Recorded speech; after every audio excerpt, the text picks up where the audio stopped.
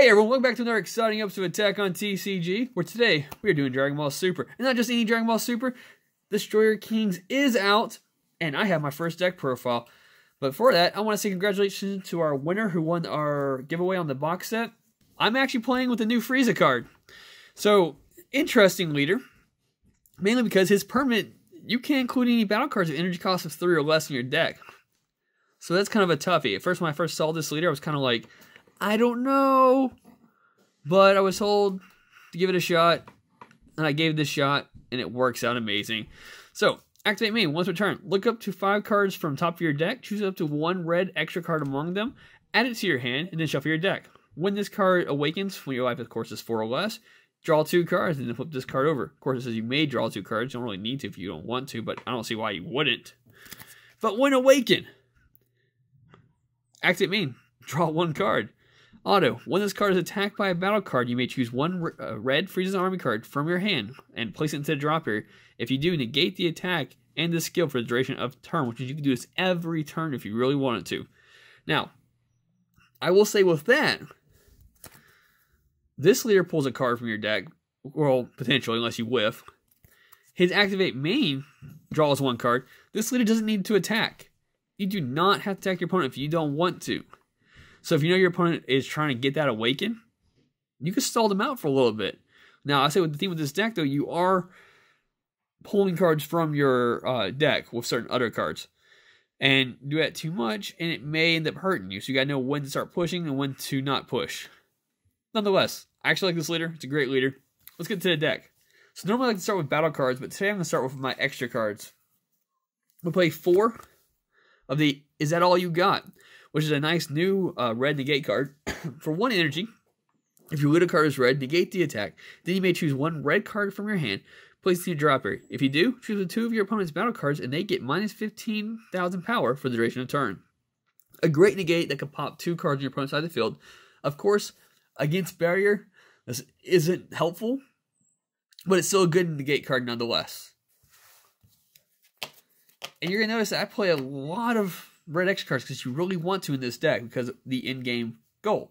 So that being said, I also play 4 of the paralyzing techniques, which is, once again, 1 energy cost red, negate the attack, and if your leader card is red, Frieza's Army card, choose your opponent's leader and all their battle cards, and they all get minus 5,000 power for the duration of turn. Once again, it's another good way to combo with the Is That All You Got? Because both of these put together, if for some reason your opponent pushes twice, that's minus 20,000 to a potential battle card, which is, again, lovely. Also, if your opponent attacks first and you just want to use Paralyzing Technique first, it may make them not push anymore because they'll have to do more combos just to continue going further. I do also play the After Image Technique because you've got to play a way to self-awaken if you're trying not to attack your opponent. So, knowing when to defend yourself and when to just take a life. So if you're getting hit with Double Strike, use After Image Technique. If you got 5 cards in your drop zone, you can play this card for free by taking a life, which is pretty nice. For those who don't know, this is not a negate. This is a counter attack. So if your leader card is red, choose up to 1 of your cards, and it gets plus 40,000 power for the duration of the battle. Then choose up to 1 of your opponent's battle cards, and it gets minus 10,000 power for the duration of turn. So if they attack, say, with their leader, if they attack with a battle card, pop this card, your leader for the rest of the battle gets plus 40,000. If they attack your leader, of course, obviously try and protect yourself. But you can choose 1 of their battle cards, gets minus 10,000. So you choose a card that's not attacked yet. And most likely your opponent won't attack with that card unless they can combo it up pretty nicely. So those are truly the 12 negates I actually play in it. Well, 8 negates with the After Images, pretty much in my opinion, being negate because it's plus 40,000. Unless they're playing something very high powered like the Hyper Super Saiyan 4 card, who's naturally 40,000 already, they're not going to push anymore. Now, outside of that, I play 4 of the Transcending Strike cards, which is a activate main. If your leader card is red, choose up to 1 of your opponent's battle cards with 20,000 power or less and KO it. So it's a board cleaner. Ideally, your opponent swings with a powerful card. You're like, dang, that thing's strong. You know what? It's gone. It's pretty sweet. Now, what at first I was kind of confused about, but ultimately loved about this card, Live to Fight Another Day, which we do play 4 of. it costs 3 energy, and typically you're kind of like, oh, turn 3, I don't want to burn this because I want to use my negates for other stuff. But its effect is amazing. So activate main. If your leader card is Red Frieza's army and your opponent has 3 or more energy, draw 1 card. And for the duration of your opponent's next turn, your opponent can't play battle cards with 20,000 power or less, unless they choose 3 cards from their hand and place it in the drop area as an additional cost. What makes this card so great is that it potentially could stop your opponent from bringing anything out unless they want to discard cards from their hand. And certain cards like Swap, that shuts down. If for some reason you could push certain systems to a mid game, it could shut them down as well. If you're going against, what was the example we did? It was GT. And if I would have played this 1 turn earlier, I wouldn't have almost gotten hypered. So it helps out a lot for stopping your opponent from bringing out cards unless they want to get rid of cards from their hand. Now, if I choose not to negate, I play 3 of the Kava's Awakening. And the only reason why I play 3 is because I don't have a 4th one. I need to get another one. But it's Activate Battle. Choose up to 1 of your red cards. It gains plus 6,000 power for the duration of turn. That's nice. Because a lot of times someone combos a card, it's only plus 5,000. This gives that little extra boost to get over that for free of charge. And that's just filling up my drop zone with extra cards.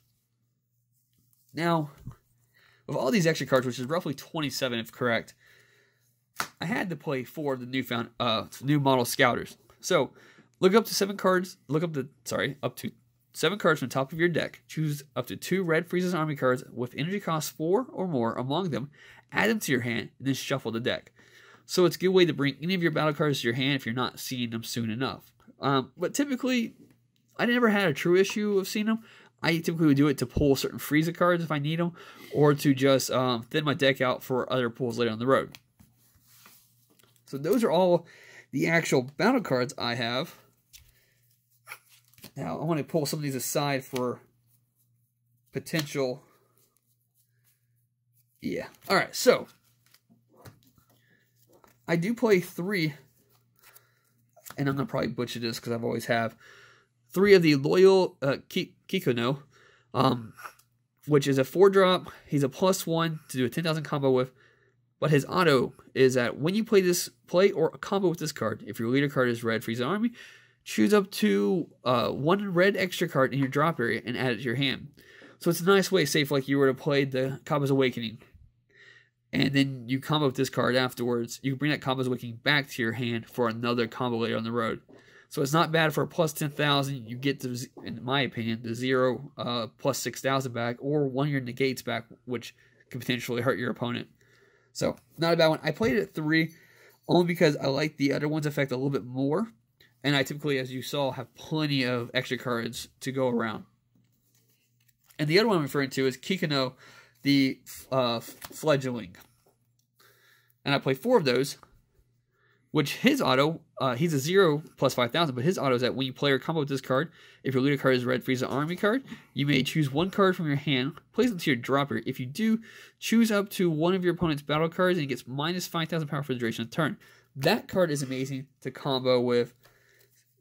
Say, if they attack a card, you do that, hurt 1 of their cards, they attack that same battle card, and then boom, is that all you got? Minus 15,000. Or, if you do that in your turn, you can turn around and do Transcending Strike, sorry. But there's also one more play you could do it with.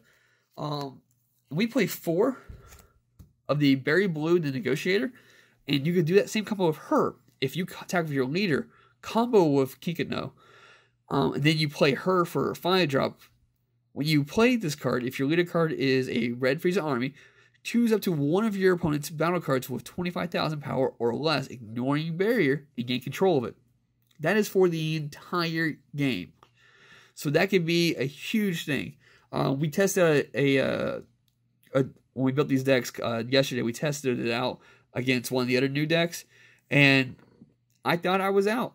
But I happened to have this card in my hand, and it came in clutch in the end to getting the win I needed.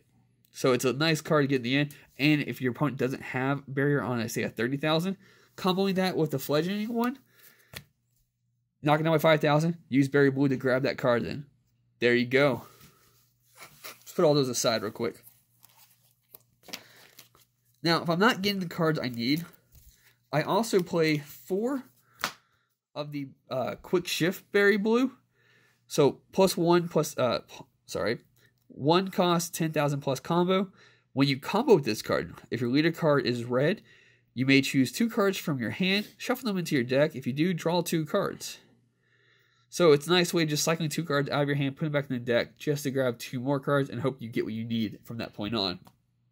Play 4 of those, fair enough. Now the main part of this deck, which I love the most, is the Frieza part. So obviously, I play 4 of the Frieza the Finisher cards, which has Double Strike and permanent. If there are 5 or more extra cards in your drop area, reduce the energy cost of this card in your hand by 1. If there are 10 or more red extra cards in your drop area, reduce the energy cost of this card in your hand by an additional 1. So, if you have 10 extra cards in your drop zone, this card only costs 5 instead of 7. And his auto. When you play this card, if your leader card is a red Frieza Army card, choose all battle cards with 25,000 power or less other than this card, ignoring barrier, and KO them. The only thing about this, though, which is okay with this deck because you're not playing a lot of battle cards typically, is that it says all. So it includes your battle cards as well.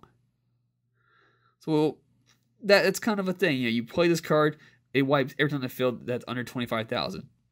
So, but when you bring this guy out, all you gotta do from that point on is swing and attack with him, do Double Strike, and then immediately EX Evolve by choose 3 cards from your hand and place them in your drop area.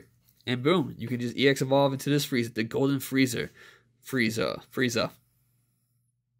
I did not say Freezer. But he has critical and permanent. If your leader card is Frieza's Red Army, and you and your opponent can't play battle cards with 30,000 power or less, unless they choose 4 cards from their life and place them in the drop area as they play the battle card. So, no matter what the card is, if they're playing a battle card, they have to do it.